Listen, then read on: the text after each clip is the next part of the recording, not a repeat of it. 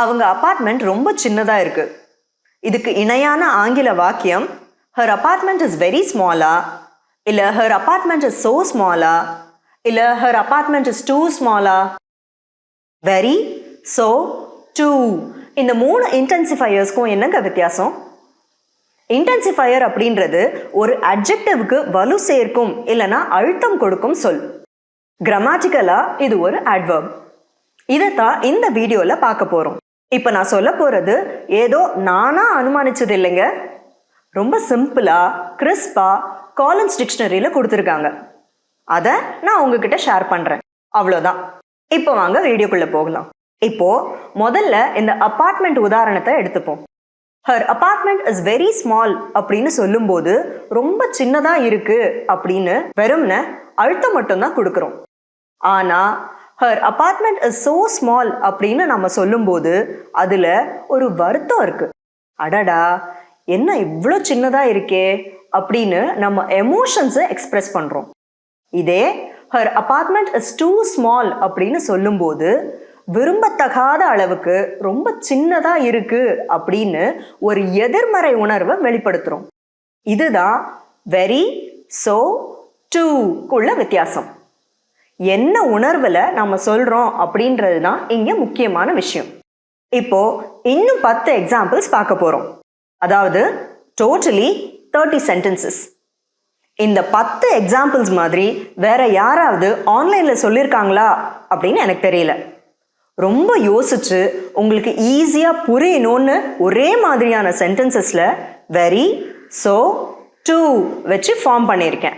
ஏற்கனவே சொன்னது மாதிரி veryல only emphasis, so carries an emotion, too expresses negativity, அதாவது undesirably excessive.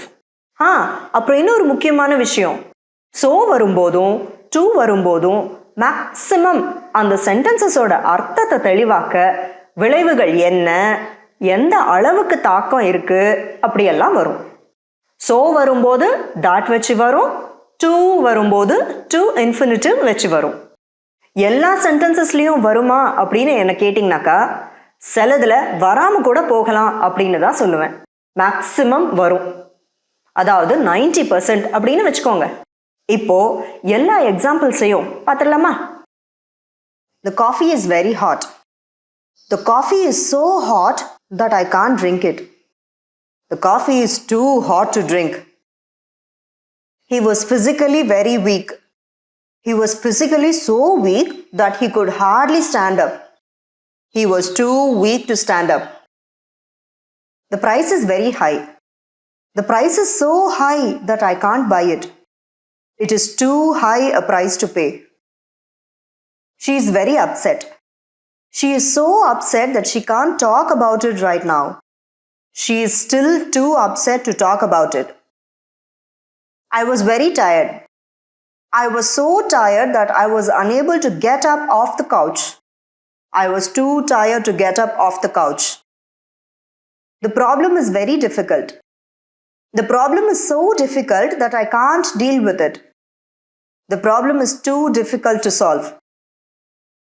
He is very young. He is so young that he cannot understand what really life is. He is far too young to understand what really life is. The jeans have become very tight. The jeans have become so tight that I can't wear them anymore. The jeans have become too tight and I can't wear them anymore. The price of the car is very reasonable. The price of the car is so reasonable. The price of the car is too good to be true. There must be something wrong with it. Her apartment is very small. Oh, her apartment is so small that she can't stay there with her entire family. Her apartment is too small to live in comfortably.